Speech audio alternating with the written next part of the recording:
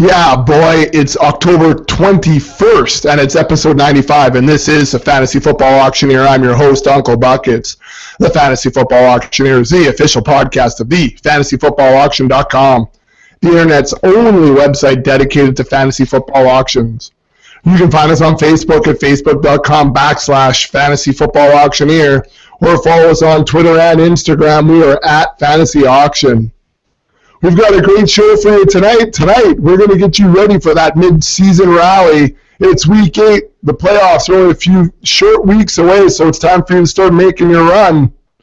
But, of course, our experts, they're always here. He's coming off a big win in our big auction league, Slim. And Tone didn't do it again like we said last week, but Shane Verena, he sure did. Congrats on your win. I'm in big trouble over there now, losing record. Thank you, but that's okay. I mean, you can still sneak in. Look what happened last year. That's true. That's true. But you don't like to see it sliding. You know what I mean? My team hasn't been able to get anything rolling over there. There's no continuity. It's frustrating. Mid-season, here you go. Time to turn over a new leaf here and rack up some W's. Pick up Anthony Hickson or whatever his name is. Dixon. We'll get into that today, but yeah, okay. All right. Anyways, and he knocked off the best team in our big auction league, week 7, Blister, moving to 4-3. Congrats. Thank you. Yeah, I was down 27 going into the Monday Nighter, but I had Le'Veon and Antonio, and I ended up probably beating him by close to 20. 25 maybe, I don't know. It was good. It was good anyways. It was a pretty big win, actually. I mean, his team didn't perform, but it was a big win, yeah. Well, good for you. Things were, when we left the draft that day, we were all looking at the teams and going, oof, I don't know about Blackie's team, and he roars out of the gate 6-0, so that's right. He's a guru, I tell you. Those Dolphin fans, they're football. He took a lot of heat at Moose Camp about this. How crappy his team actually is. Yeah, he did. I had an insider that was up there that told me it was a pretty rough weekend for him. How come you're 6-0? Like, don't you just say that over and over again? Yeah, I'm 6-0. What's that? What do you have? That's what he did say, I think. But I mean, and then he loses coming out of camp. That's tough. That's right. You beak off. You better back it up. Yeah, that's right. All right, guys, let's get this thing rolling. If you guys are ready, then I'm ready. Let's cock the hammer. It's time for action. All right, before we get things rolling, let's talk to you a little bit about Fantasy Sports for You. The Mid-Season Survivor Challenge starts this week at Fantasy Sports for You. You pick a new team each week. Once you choose a player for your roster, you cannot choose that player for the remainder of the season, hence the term Survivor.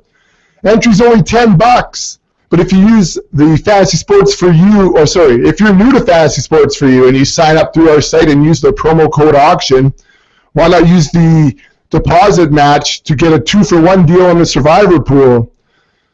If you want to deposit up to $50, they'll give you a match of up to $50 as well, and you can use that on any competition, including the Survivor pool. This match does not trickle in like it does on FanDuel.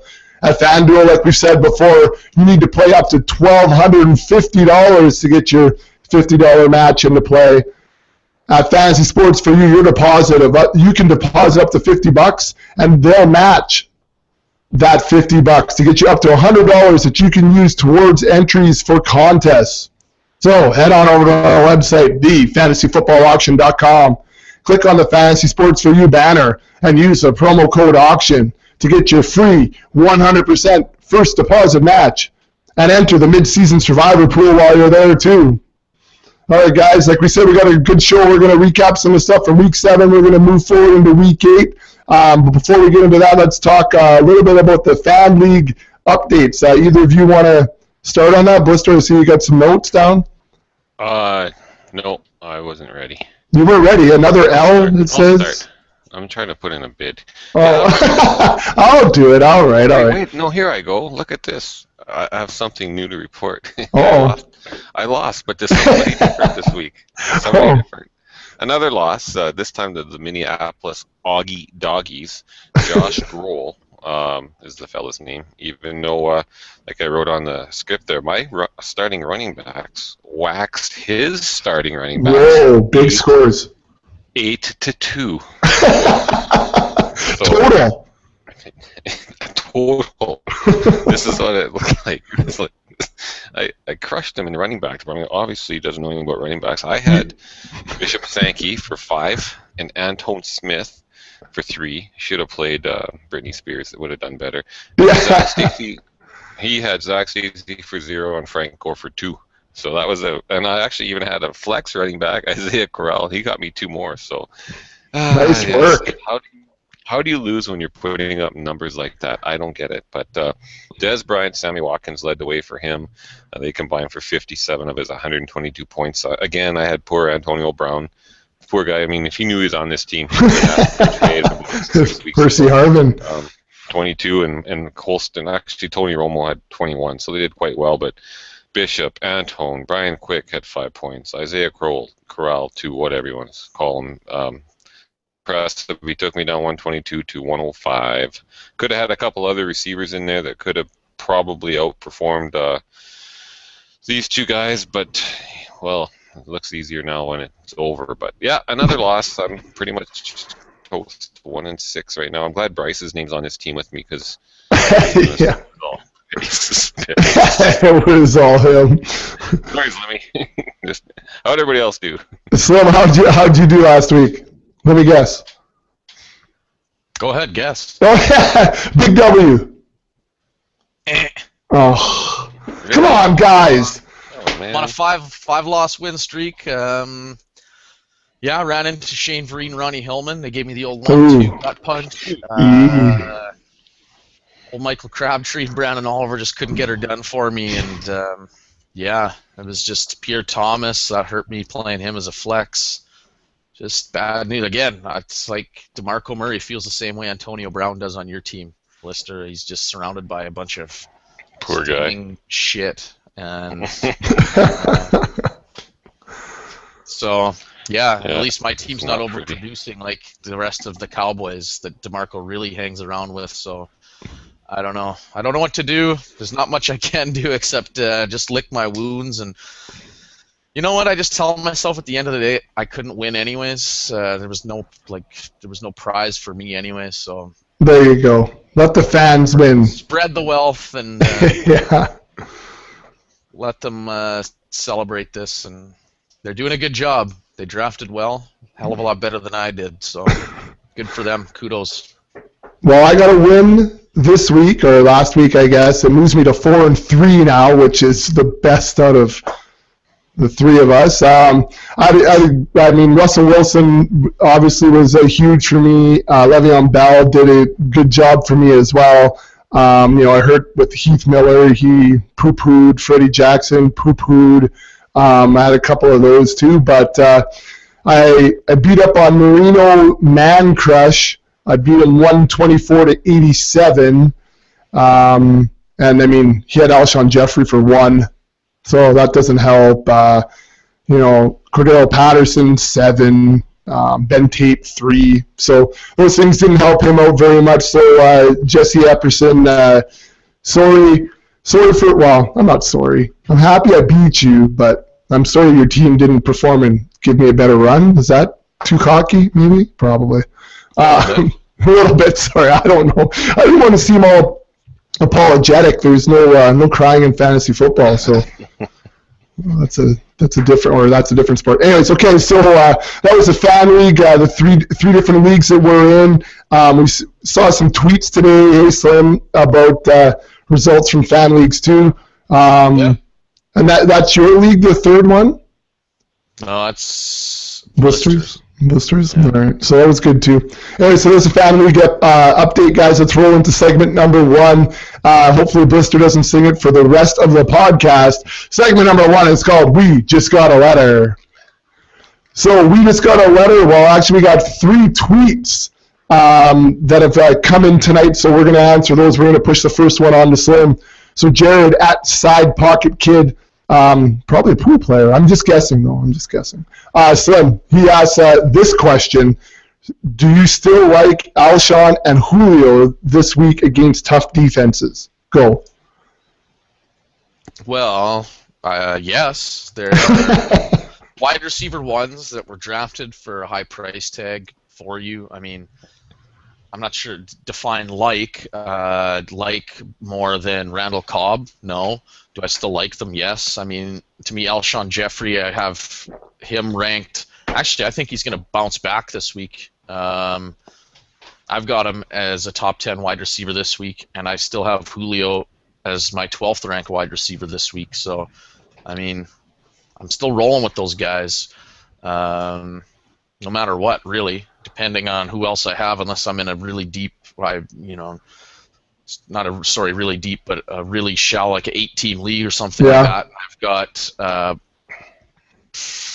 Randall Cobb and Emmanuel Sanders and, I don't know, Mike Wallace or something to pick from. I mean, chances are those two guys, though, Julio and Alshon, are starting for me 99% of the weeks. Yeah, it's still tough to put them on your bench. Yeah, I mean, it's not really going to happen. Yeah, maybe you stay away from the dailies or something. Oh, yeah, and that's a totally different story. But, yeah, if we're just playing fantasy football, I mean, yeah, unless it's even in 2 wide receiver leagues, they're probably going to start more often than not. I don't care what the matchups are, how bad they're playing right now. So if you want to see Slim's player rankings, or I guess all 3 of us have them up with our consensus rankings, head on over to the website, thefantasyfootballauction.com/player-rankings, or just click on the player rankings tab on the top and you can check out our weekly rankings there.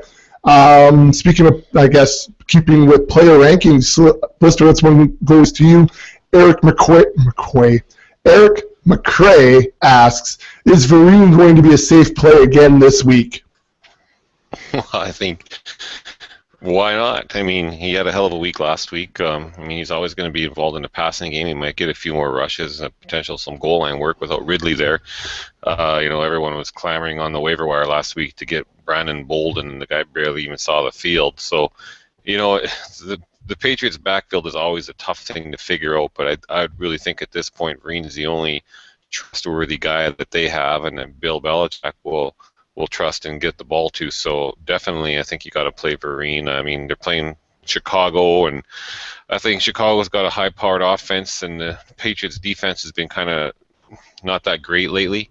So, it could be a lot of points. They could continue to throw the ball, and Vereen's involved in that passing game. So I think it's a good matchup for him. Play him. Play him. All right. So the third question will go to you, Slim, and I actually have a little bit of data now to back this one up. At Canadian Vike Fan asks, Slim, this one's for you. I just won my first week, and my wife says I need to stop strutting. What do I tell her? Tell her you got 2 words for her. Like to start a Blister's theme song is what you're saying? Yeah. Degeneration X? What's the champ taste like here? Come on.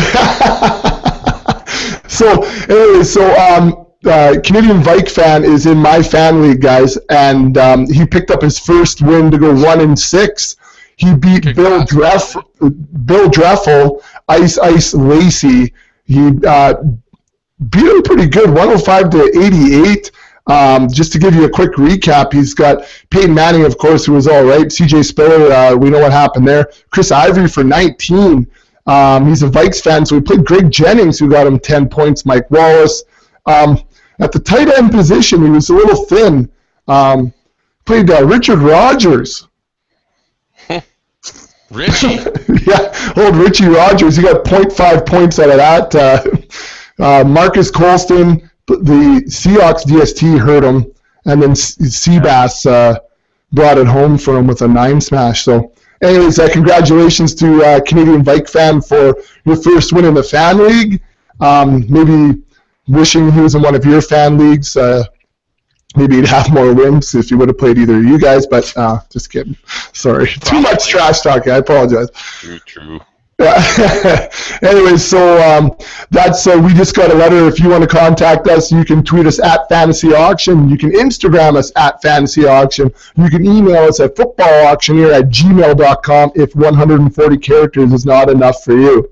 All right, let's move on, guys, to segment number 2. Segment number 2 is fantasy football news, buy or sell. All right, so that was a little Megadeth bringing us into this segment. We got just a few quick ones here. Of course, the number one piece of news heading into the weekend was the Percy Harvin trade, if you call that a trade, bag of pucks or whatever they got for him. Percy Harvin says he was frustrated, guys, with his role with the Seahawks offense, and so maybe trying to talk like he's the one who wanted the move. The Jets wide receiver now, Percy Harvin, said he doesn't know how he will be used to New York's West Coast offense, but he's hoping for a different role than he had with Seattle. Harvin said he grew frustrated with how the Seahawks offensive coordinator used him on the offense. So, Blister, he's made the move to the Jets now. Geno Smith, maybe Mike Vick at some point, going to be throwing him the football, heading into the midway point of the season already. Blister, buy or sell? Just drop Percy Harvin. I'll sell that just because I don't know, as far as the receivers go anyways, there's not a lot of guys with his potential out there on the waiver wire. It's really hard to see how this will play out, and the guy has a hell of a time staying healthy, so I don't ever have high expectations. I think if you ever do play him and you get over double-digit points, it's always a bonus, but he's the kind of guy that could go off for 25 points in the game easily for fantasy. So I think you hold on to him and hope that it works out. I mean, basically, they have some pretty solid weapons now, and this will be really a chance for Geno to see if he can play. I mean, they've got Eric Decker. They just signed Curley to a new contract, I think just today or yesterday. $4 million a year for 4 years. They got Jason Merrill at tight end. If you quit dropping the easiest passes, so their running game has been pretty solid all year. Chris Ivory's been great. So they got some good weapons around the quarterbacks. Now it's time to make something happen. So we'll see what happens. I would hold on to him though, because there's not a lot of great receiving options probably on your waiver wire right now. So I'd hold him. Right, and he has ceiling too, right? So yeah, it's just how do you when do you slot him in? Like, you can't put him in the first week he plays here. Like, you can't. I don't think you would put him with any sort of confidence. I'd be a little hesitant to do that. That's for sure. Mind you, I mean, he is the type of player, I guess, where, it's not hard to say it's going to be a bubble screen to the right. It's going to be an end around. They could use him that way pretty quick. He doesn't have to learn a whole lot about the playbook for specialty plays, I guess, right? Anyways, he'd be a tough play. All right, let's move on to you, Slim. Number 2 is actually 2 headlines for the same team. The Bills have put C.J. Spiller on short-term IR, so he'll be eligible to return during your Super Bowl weekend or your championship weekend as they play at Oakland. Also, the Bills running back Fred Jackson indicates that he could be out for up to 4 weeks. So he's got a groin pull that we thought maybe might have been not as bad as we initially thought, but now it's sounding like he could miss up to 4 weeks. So that puts you, maybe he doesn't play until week 13. So, Slim, buy or sell? Drop both. I'll sell. I think you still might want to hang on to Fred Jackson. He could come back earlier than that. Obviously, a soft tissue injury with a guy his age isn't, something to be really excited about. But 4 weeks, he can come back for your fantasy playoffs. He comes back earlier.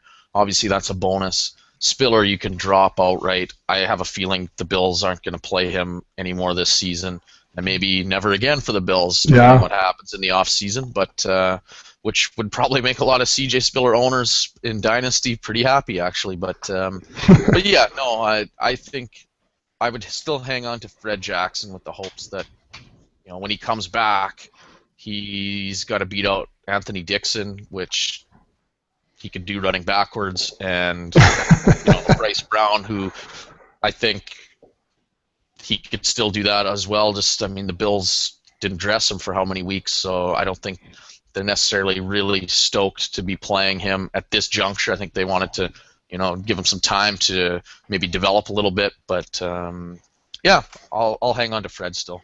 It's crazy that Bryce Brown. I mean, he was a decent talking point anyways preseason. And what are you going to do with the Bills running backs? Bryce Brown looked good with the Eagles, and now what are we going to do with them? And then he's just like healthy scratching. Like it's just been a weird development there altogether. Well, that's what happens when you've got 4 backs on the team. They don't need to dress them all for games, and I think the Bills were probably maybe thinking he's the insurance for when Spiller or if Spiller left via free agency or they decided not to bring him back. They've got this young athletic running back waiting in the wings. Fred Jackson's aging, so I think that they thought, we don't need to get him out there, risk him getting hurt. Let's let CJ go out there and break his collarbone. And it happened. That happened. All right, Blister staying with running backs. A lot of running back news this week. Darren Sproles is still unlikely to play Sunday. So I was going through this, and earlier today it sounded like maybe he's back for Week 8, and then within the hour it came in that it's unlikely that he's going to play on Sunday. So he had the knee injury, the sprained MCL in Week 6 in the win over the Giants. They did have the bye week last week, Blister, so we thought maybe he'd be healed up for this week, but it sounds like now he may not be ready to go. So, Blister, buy or sell, McCoy will finally be an RB1 this week. I think so. I mean, it's going to be not easy. They're going to Arizona, but they're coming off a bye, so I would hope that they've had a chance to work on some things, smooth some things over. One of the things with the Arizona D, they give up the second most passing yards per game. It has come down slightly. It's 280, almost 285. It was over 300 a week or so ago. But on the ground, they're pretty stingy. I've only given up about 73 yards per game on the ground. It's one of the toughest run defenses. But McCoy can catch passes out of the backfield too. With Sproles not being there, he'll probably be asked more of that role. So I think in a PPR, his numbers should be pretty good this week because of the fact that he'll be doing that. So I think he should put up solid numbers this week. I like the fact they're coming off a bye. I like the fact that they're going. I mean, we just saw. I can't even think what I was going to say. But I'm confident in McCoy putting up good numbers this week. So yeah, go play him and hope that he gives you what you've paid those 60 some odd dollars for in the auction for this week. I'm so happy I didn't win him. Yeah, I wanted him, but I'm just happy I didn't win him. Anyways, we'll stay with running back Slim. We'll head over to you here, taking a look at the Saints running back Pierre Thomas. He could miss now 2 to 3 weeks. So he suffered a shoulder injury Sunday at Detroit and will miss 2 or 3 games, according to the NFL Network. So, Slim, the question is, buy or sell? It's all about Mark Ingram now. Well, I'll sell, I guess. All right. I hope it is about Ingram. For Ingram owners, I think this is what you've been waiting for. I mean, it's his contract year. Now he's got some injuries to guys that maybe were slightly ahead of him going into the season. If he can't prove that he's a legit starting running back in the NFL right now, then I don't know when he can. The thing that makes me a little hesitant is Cadet. I don't get why the Saints. He seems to get for my liking, he gets too many touches. I would feel more comfortable giving the ball to somebody like Kyrie Robinson than right. Cadet. But so that's why I'm selling it slightly here right now. Selling it slightly. Well, if you can get a good deal on it, you'll sell it. Sure. Yeah. Okay. I want to buy it. I just can't until I see Ingram do it.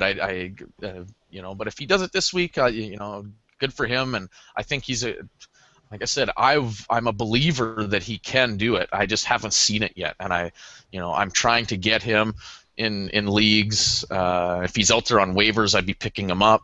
But he's got to show it still, and he hasn't been able to do that quite yet. But like I said, hopefully this is the week. Okay. Blister, last news item coming to you. Well, it's 2 pieces here again. AJ Green for week 8 is still considered to be up in the air.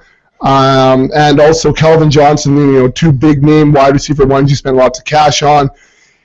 Apparently he practiced kind of today, and he's moving around, quote unquote, a lot more. Just as a reminder, they're playing at London this week, so I wonder if that didn't help him move around a little bit more so he can make the trip to see the real Big Ben. Anyways, Blister, buy or sell, don't count on either of them heading into week 8. I might buy that. I mean, at first I thought Calvin might play because they're going to London and it's a big showcase for the NFL, and that could factor into it a bit. But Detroit has a bye next week in week 9, so if they didn't play him this week and then he didn't play in week 9, then they could have him back probably totally healed up and ready to go over the rest of the year in week 10. So with that in mind, I wouldn't be surprised if they parade him around a bit and pull the plug on him just before the game, just to, for their chances going forward. AJ Green, I don't feel great about AJ yet this week either. And that's too bad because that Cincinnati offense was putrid last week, barely getting to the 40-yard line for most of the game and putting up 0 points. Now that pisses me off because they have really so you have two great running backs in Jeremy Hill and Gio Bernard. And yet he still tried to throw the ball some 40-some times or something last week, Andy Dalton. Why are you doing that? I mean, hand that ball off. At least throw it to these guys and make them do the work. I mean, put the ball in your talented players' hands. Don't, been playing quite well for them, and he's done a lot for them, but he's not the talent of AJ or the talent of Gio. So that's some bad coaching right there. I don't know if he'll be back, and I would avoid most of the Bengals this week if that's the case. Not just worrying about him, but I'd definitely wouldn't worry about starting Andy Dalton or, based on last week, I wouldn't expect too much out of any of that game. All right. So I just had this vision. You see they're going to parade Mega around. I just see it like, the jockey leading the horse race in there, or the horse into the race and parading around, got all his colors on, maybe a little pawing at the... Yeah. And snorting. Yeah, it'll be good. So anyways, I kind of just was envisioning that. And then, the big, when he's not allowed to play, even though everyone knew he wasn't going to play, like that kind of big letdown. Yeah. Anyways, that should be good. All right, let's move on to segment number 3, guys. That was Fantasy News. Let's move into segment number 3. This one's called Livewire. So in Livewire, the boys tell you who they're targeting this week on the waiver wire, maybe talking some fab dollars or, just some sneaky pickups. So, Slim, let's start with you. Who are you targeting this week in the waiver wire? Well, I'll start with Bryce Brown. I mean, someone's got to run the ball there. I think he's the most talented of the two options. I'll save the other guy in case Blister wants to talk about him. All right. I think he's the most talented of the two options. The other guy, I've seen quite a bit as a Niners fan. He was not very good there. I think he was brought in to be a short yardage back in Buffalo. So I don't see him getting. I think it'd be a mistake for Buffalo, anyways, to give him the majority of the carries because unless you want a guy that's just going to fall forward for 2 yards. Which everyone's looking for. There. So, well, I mean, if it's 4th and 1, that's what you want. Yeah, I guess at that point you are, yeah. 1st and 10 or 2nd and 8, that's not really what you're going for. So, but yeah, I think Bryce Brown, this is his chance to show what he's got, and it's his chance to show. I'm sure he's raring to go. He hasn't dressed for any of these games. I think. You're getting a guy with maybe a little chip in his shoulder, and he's got a lot of potential opportunity here, so that it could be a good thing. All right, Blister, who are you targeting? Well, I mean, like Slim said, I won't maybe mention Anthony Dixon. Anthony Dixon, well, just a brief maybe addition to what he was saying. I always liked Bryce Brown, and Slim talked me out of him just a week or two ago in the Dynasty, which hurts now. And Anthony Dixon, he has been dressing, but I would I would hope to see that it's Bryce Brown eventually that gets the ball. I mean, there's a lot of talk that maybe this week anyways Anthony Dixon starts, but I'm sure Bryce Brown's going to be in there, and if he gets in there and starts performing like I think he's capable of, I think he could take that job over for next week for sure, and potentially by halftime perhaps, because Anthony Dixon's numbers aren't all that impressive in his career. He's basically he's been backing up a lot longer. I think Bryce is only 23 years old. He's a young guy. So Yeah, just a both young of those pup. guys Yep. are going to be hot on the waiver wire. I'm thinking Anthony Dixon this week in a majority of these leagues is going to cost you more fab dollars than Bryce Brown will, because Bryce hasn't even been dressed, so people aren't even going to see his name when they scroll down the additions and stuff or top ads. They're Right. going to see his name because he's got no stats yet. But you've got to remember, any of you people out there know him from Philadelphia, and he played quite well, except for some fumble issues when he played there. So I'll skip those two since I already talked about them enough and go to Trey Mason at St. Louis. So Trey Mason, last week Zach Stacy put up the goose egg and didn't even really see the field. And Trey Mason was drafted by this group, and Trey Mason's a rookie, but he has been quite impressive. I know he's got some issues with pass protection yet, but I think as far as that game goes, he might be on the field first and second down. Cunningham, maybe we could mention too, in the same breath, almost like those two guys still have Zach Stacy kicking around. But I think Trey Mason is the guy that you can add, and I think he continues to play like he has. He's just going to get more and more touches going forward, and basically solidify the coaching staff's belief in him because they drafted him, like I said, and going forward, I think as long as he can continue to improve at pass protection, protect the ball when he's got it, and keep putting up the yardage he is, Trey Mason would be a nice addition to your team. And if you're a Zach Stacy owner, you should be shopping out for Trey Mason very hard because Zach Stacy is done. That's it. Am I still on?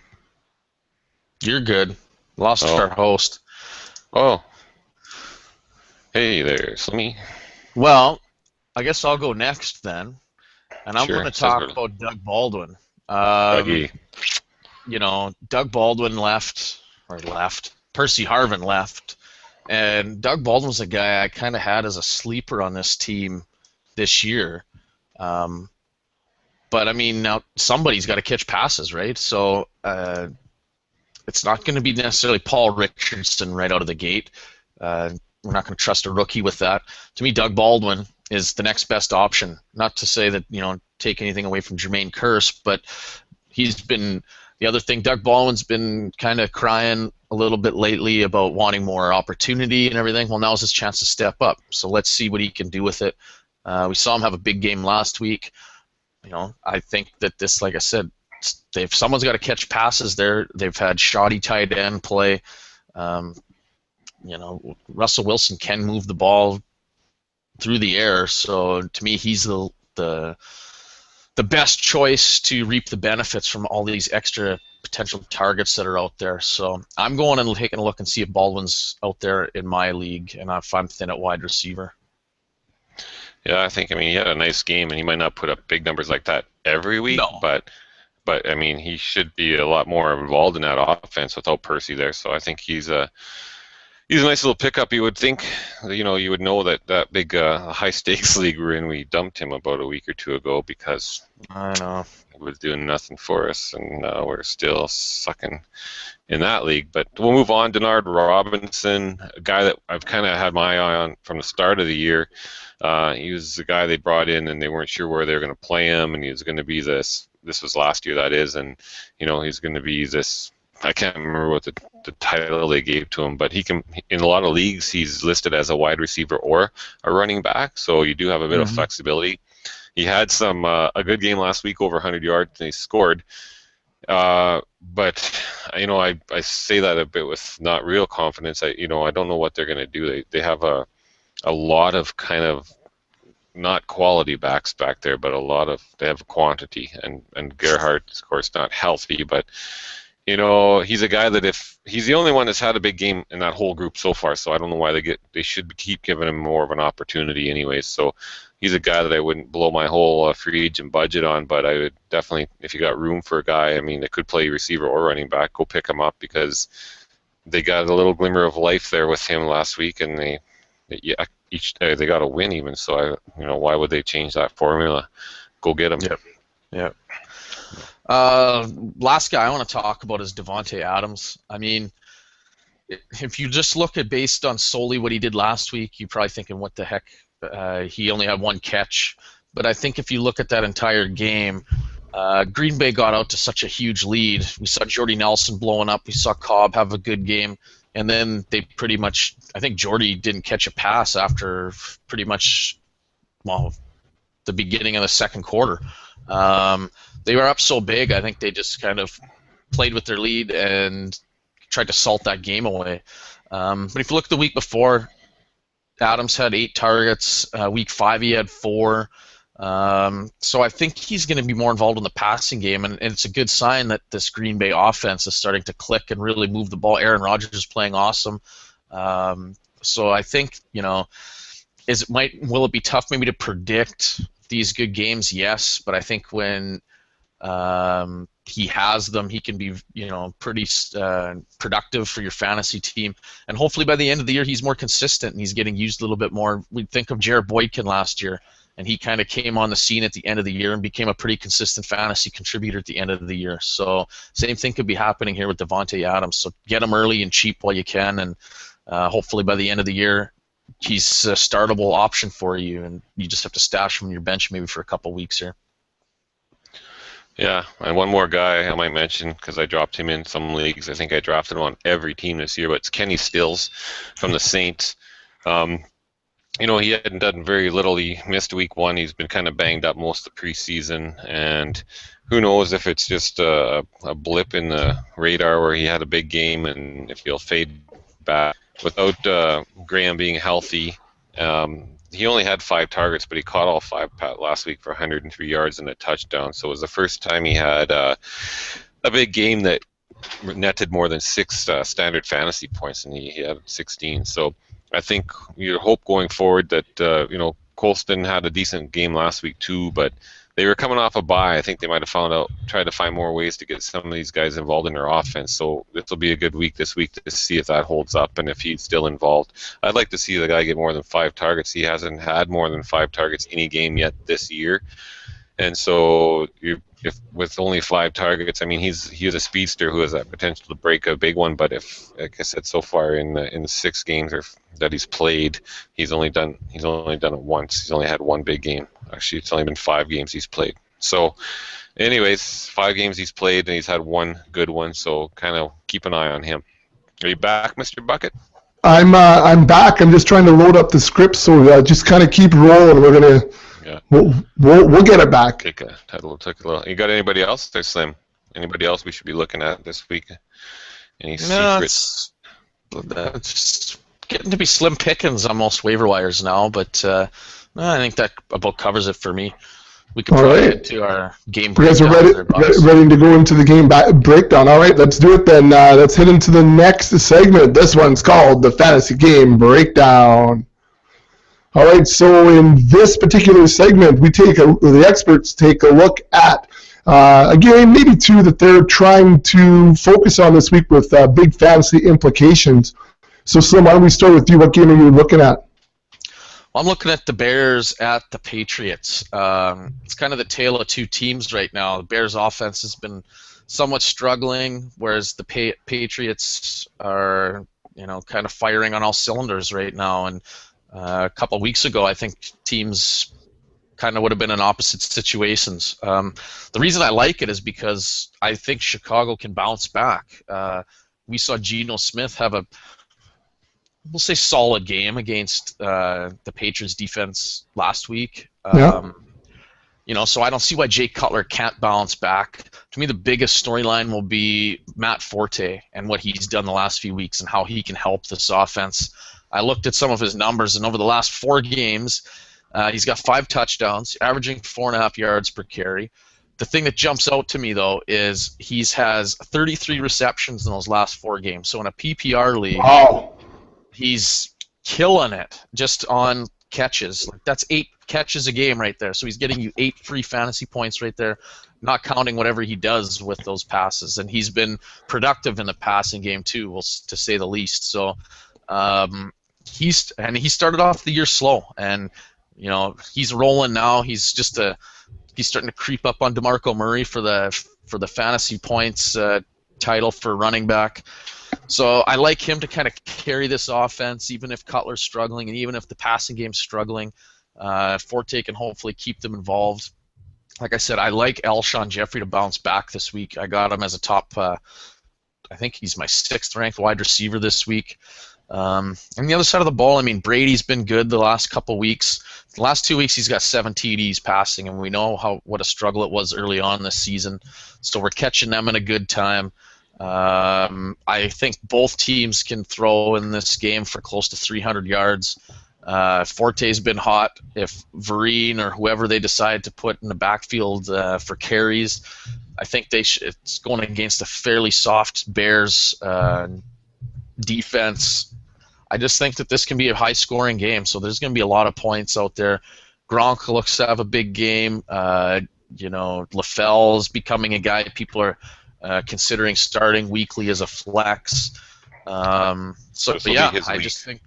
You think this so? This will be LaFell's week. For the last 5-6 weeks, he's great, bad, great. Last week, bad. On and off again. Put it in. This is the week he goes off, kids. LaFell. There you go. Anyways, keep going, Slim. No, that was about it. I was just no. That's fine. But yeah, no. I think, like I said, and LaFell's a prime candidate. He can be a guy that you don't typically start, but you're going to plug in this week. To me, he's a great potential daily fantasy start. Could come very cheap.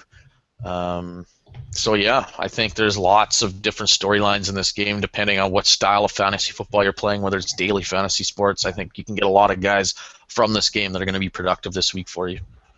All right, good stuff. Blister, your turn. Well, I'm interested in the Eagles at Arizona. I try to pick games that we don't talk a whole bunch about if I can in our waiver wires and our news, but we did mention LaShawn McCoy. But the Eagles are coming off a bye. Their offense hasn't been prolific. Like early on in the year, they were pulling out some squeaky wins. Then they went into San Fran, and San Fran finally beat them.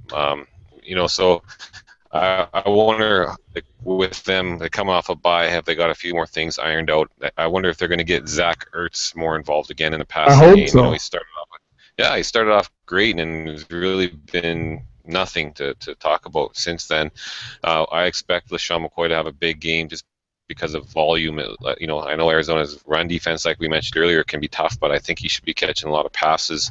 I want to see, Nick Foles, because of that run game being tough, he might have to throw it a few more times, and he's had his fair share of struggles this year too. I'd be a little hesitant with him, but like we said, they got some great cornerbacks, corners, and stuff in Arizona.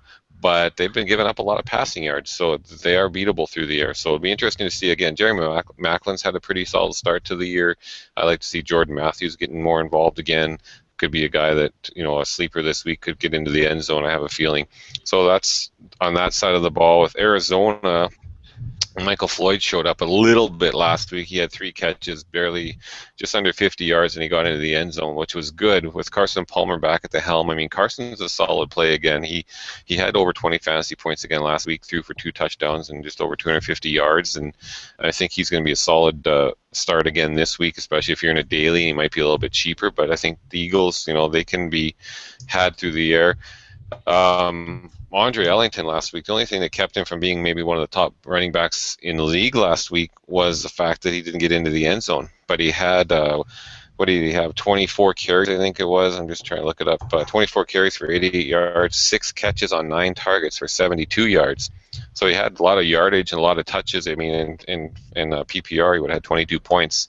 If he gets into the end zone, he's going over 30. So he was right up there even without getting into the end zone. I expect something out of him.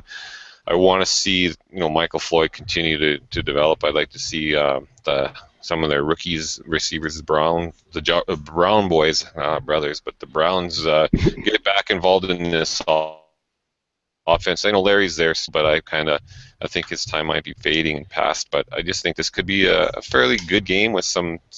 I think the big names should produce in this game. Ellington, McCoy, guys like that. Hopefully Ertz gets involved. They really don't throw to the tight end much in Arizona, so that's not a big deal. But should be interesting. See how this Philadelphia offense coming off a bye, if they look any better than they have so far this year.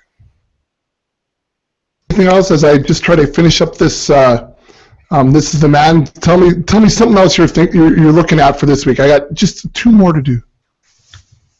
Go, Blister. Give me something. Slim, throw me a bone. Well, I was actually going to lead off with the Bills and the Jets, but I'm just kidding. But I was actually going to go with Oakland and Cleveland.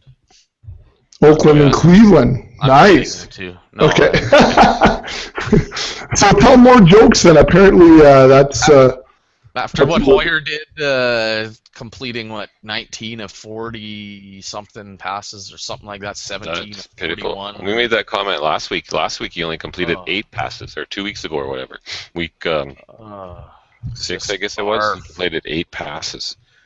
Terrible, and I want to play him in the dailies too, but because the price is right on Fantasy Sports for you. But, I mean, one week he does, borderline, and then... Anyways. You've had good matches. All right, So question then.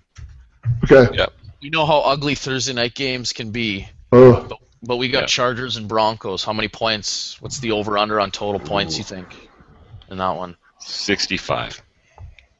Oh, I don't know what the real one is, but what is it? I don't know either. I don't know.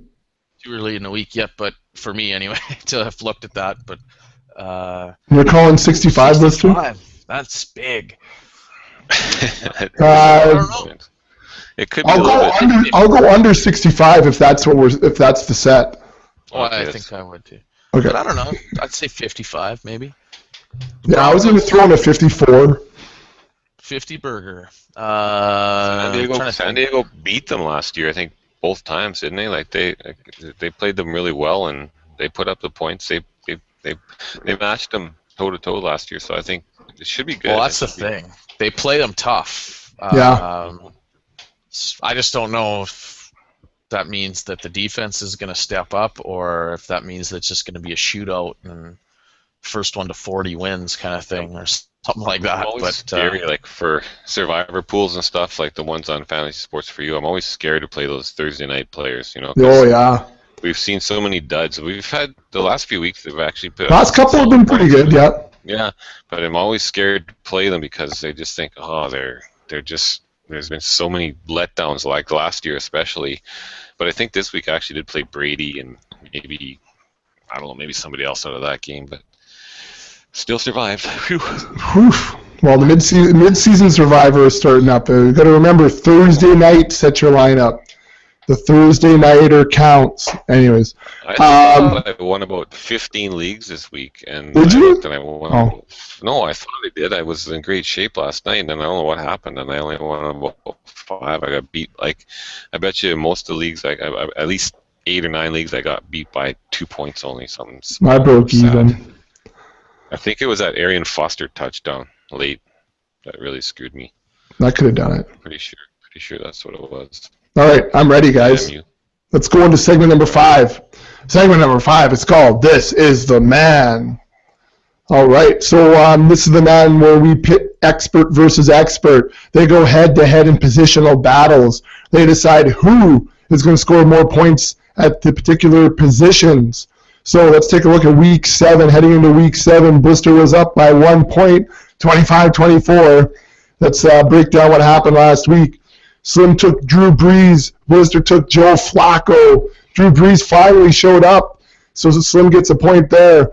Both guys took Isaiah Crowell over Storm Johnson, and they didn't perform well there, so no points scored.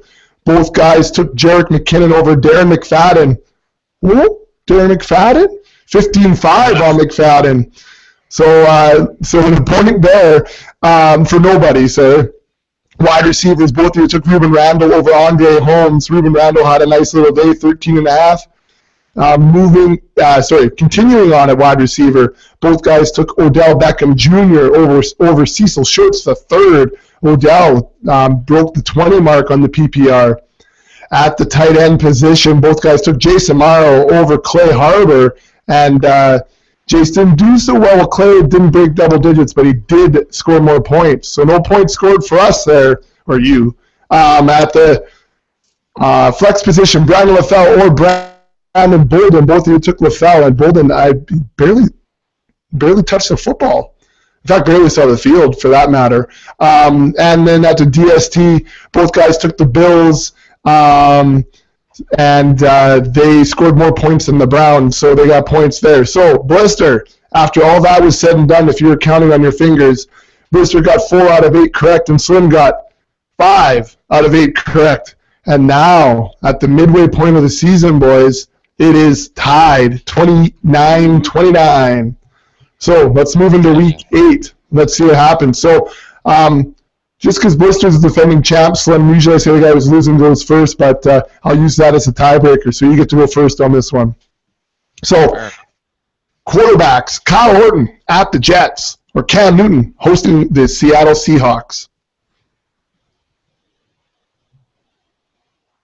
Whoa. Who's going first? Slim. Okay. Oh, sorry. I thought you said... No, because he's the defending champ. That means you're like the loser still. You know what I mean? So sorry. I thought you were just going to... I thought I stumped you. I was pretty pumped. No, I just tuned you out. Oh, thanks. You're the best. What are you, my wife? Sorry. No, thankfully. So, no, Orton or Cam? I got them very close in my rankings. I'm going to take Cam. The only reason being... Right now, Seattle just doesn't look like the same Seattle team that we're used to seeing, and maybe there's a chance that Carolina's playing from behind a lot of this game. Newton's going to probably be trying to do whatever he can here, whether it's running the ball. I wouldn't be surprised if he gets a chance for a rushing touchdown. Orton, he's just not quite as flat. I mean, going against a tough rush defense, you might have to throw a lot, but and not having running backs either, right? So yes. Yeah. So excuse me. I'm gonna take got all choked up there. All right, Blister, will you take Cam or Kyle? Kyle or Cam? Blister. There's somebody. Blister? Yeah, I'm right here. Blister? Okay, I'm taking Cam as well. You're taking Cam as well? Yeah, I didn't hear all Slim's stuff because something cut out there, but yeah, I think he could rush around and pick up something. They seem to do even better at home than on the road, so let's take Cam. All right, Blister, we're going to stay with you. Running back position, Mark Ingram or Trey Mason? I'm going to go with Mark Ingram. Green Bay is a little more vulnerable on the ground. Trey Mason, they're going into Kansas City. Kansas City tends to play tougher at home, so it's both tough because they both typically are going to be in some type of a timeshare. But with Pierre Thomas out, that's going to help Mark a little bit as well. So I'll take Ingram. All right, Slim, who are you taking? You taking Ingram, who is hosting Green Bay, or Trey Mason at the Kansas City Chiefs? Yeah, I'm going to take Ingram too. I want to like Trey Mason. I think down the road he's got a bright future. But, I mean, I watched the game this week. He's lucky he's probably even playing any more games this year because he damn near cost the Rams the game at the end. And if he fumbled that last rush and lost it, I'm sure Fisher would have his ass on the bench for the rest of the season. And a lot of his plays, he had decent rushing yards, but a lot of that came on 2 plays. Rest of the way, he didn't do too much at all. And, why Zach Stacy didn't play, who knows? I think he's still going to be involved in the offense. Benny Cunningham isn't going anywhere. So he's got to fight with these guys. And, he's a good option if he puts up, he breaks free for a big one or catches a pass, then takes it for 20, 25 yards, 30 yards. But I can't rely on him to do that all the time. I like Ingram. I think he's going to get more touches. All right. So, Slim, let's stay with running backs here. Let's take a look at Denard Robinson. He is hosting the Dolphins, or Bryce Brown at the Jets. Yeah, we're really these interesting names, man. Like you would have said in week 1, who we're comparing. Denard. Yeah. Who are you going to play at your RB2, Bryce Brown or Denard Robinson? I want to like Brown. I just am scared of this matchup against the Jets. They've been able to stuff opposing running backs except for Roddy Hillman, oddly enough. But I think there's a big difference between Peyton Manning under center versus Kyle Orton. Leave it at that. But so I'm going to go with Denard Robinson. Believe me, that matchup with Miami isn't really appealing either. But think maybe he'll be more versatile and can do stuff in the passing game as well. All right, preseason, this would have been a no-brainer. Oh, sorry, Blister. I was moving on already. Who are you taking here? Are you taking Robinson or Brown? I'm going to take Robinson. I just don't know how much Brown's going to get the ball, so Robinson has been involved in their offense a little bit more. Just feel it's a little bit safer play. All right. So let's move on to wide receivers now, Blister. Like I was going to say, we would never have thought this would be a debatable option. But let's take a look at Brandon Marshall at the New England Patriots or Doug Baldwin at Carolina. Well, I think that I'll take Brandon Marshall. He's been kind of quiet lately. Belichick's going to pick someone to shut down, and Alshon was quiet last week too, but I think there's some problems there, or there's some unhappiness in Chicago the way they performed last week. I think they're going to come out slinging. They seem to be able to do that. They can go out and play poorly against the teams they should dominate, and then they go out and play. Once they do that, you underestimate them, and they go out and play against a team that you think they'll lose to for sure now, and they'll go out and beat them. So I think Brandon Marshall will be a big part of that if they're going to do that and go into New England and do that. So I expect a bounce back from the Bears this week. All right, Slim, bounce back or new old guy, Dougie Baldwin? No, I'm going to go with the bounce back. I like Marshall too. If I'm wrong on Jeffrey, then it's going to be Brandon Marshall probably, so I'm hedging my bet here then. Okay. All right, so staying with wide receiver, Slim, and staying with you, Deshaun Jackson at, how about them Cowboys? And or on the other side of the football, Terrence Williams hosting them Redskins. Well, I got two words for you, and it's not what you probably think it was from it's Colt McCoy, and I would rather have Tony Romo throwing my wide receiver the ball than Colt McCoy. So I'm going to go with Terrence Williams. All right. Blister, how about you? Colt McCoy's going to save it. You just put that in the wrong spot. I see it. Okay, I'll fix it. I'm going with Terrence Williams too. I like him in that offense, and I like Tony Romo throwing the ball, and I just don't like Deshaun Jackson either. Oh, there you go. All right.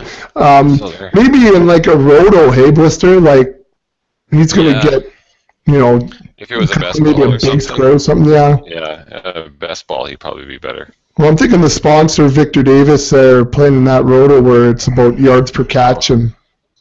Yeah, that's a tough one. I played in that 1 year, and it's tough and pricey. And pricey.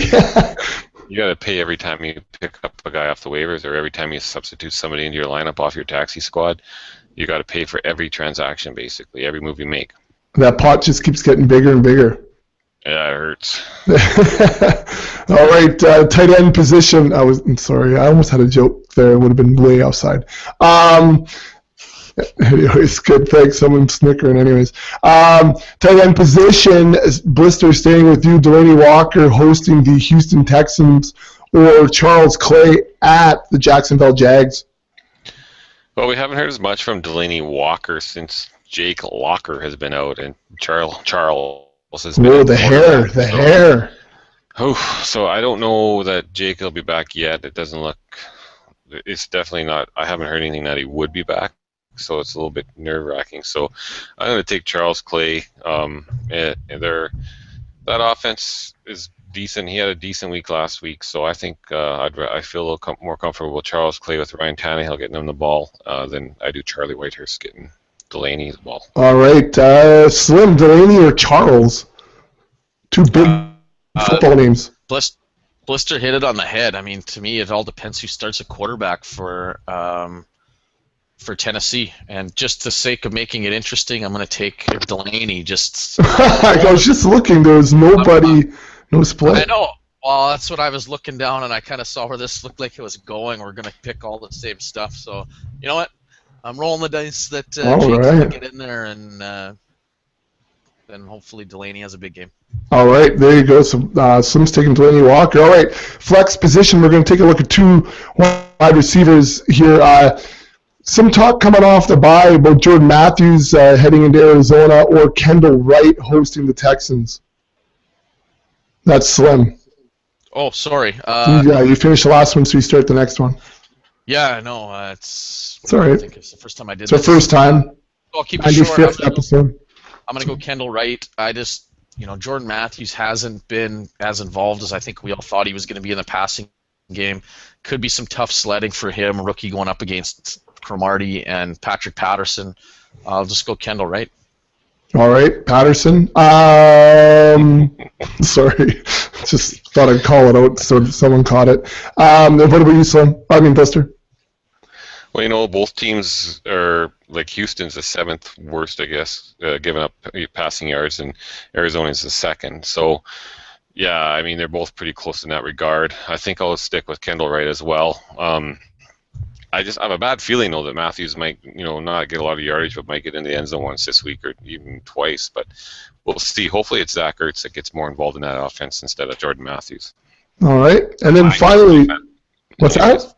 For my fantasy teams anyways. Oh, okay. So, Buster, staying with you for the DST at the end here, are you taking those Cardinals who are hosting the Philadelphia Eagles, or are you taking the Pack at the New Orleans Saints? I'll take the Cardinals at home. I think the Pack they're going to get into a bit of a shootout, so I think they're going to be in bit trouble. New Orleans is a different ball team at home, so give me the Cardinals. All right. And how about you, Slim? Are you taking the Pack or the Cardinals? I'm going to go with the Cardinals too. Like Blister said, it's the Saints in the Dome are a little bit different team. I expect that offense to be a little more productive this week. Even though Green Bay's defense, you know what, they've been playing a lot better the last couple of weeks too. But yeah, like you said, it's a different team in the Dome, and Cardinals going on the road. Let's go Philly. They've been special teams beasts in the last week, so Cardinals hopefully have to try and curb all that, and let's go and make a few plays. Hopefully get a sack, at least one here. All right. Well, I kind of scrambled during the pod here to get this on here, so I guess I didn't do as good a job trying to stump you guys. So you guys are matched up all the way except for at the tight end. So both of you are taking Cam Newton over Kyle Orton. Both of you are taking Mark Ingram over Trey Mason. You both have Denard Robinson over Bryce Brown. Both of you like Brandon Marshall better than Doug Baldwin. Also, you both like Terrence Williams better than Deshaun Jackson. You finally split at the tight end position where Blister's taking Charles Clay and Slim, just for kicks, is taking Delaney Walker. At the flex position, 2 wide receivers, you guys are both taking Kendall Wright over Jordan Matthews. And at the DST, you will both take the Cardinals DST over the Packers DST. All right, so a little technical difficulty there in the middle, but otherwise, good stuff for heading into Week 8 already, guys. Week 8. I can't believe it. It's Week 8 already. Wow. I know. Well, in episode 95, so it's going to be right around the old playoffs there. We're going to hit the C note. We have to do something special for that. Yeah, I know. Not have technical difficulty. You need to order up a banner for us to go wide, like we'll take it out into the public and put it up, and if we can run through it. Blister, how'd the promotional tour go in the provincial capital? I hate Toronto. I don't know how anybody could live there, unless you're a robot or something, but it's just buildings as tall as you can see, nothing green, like grass or something alive. You sound like a Beverly Hillbilly. I probably look like one in Toronto, too. It was rough, man. I just want to get home to my deer stand. That's all I did. I was just simple, man. I'm simple. He's a simple man. You heard it here first. Yeah. And it wasn't his wife saying it. All right. Sorry. Sports bars to keep me busy, so I was okay. All right. Did you fall asleep in the tree stand at least this weekend, or get a good nap in there? Oh, I always do. It's so peaceful and quiet out there.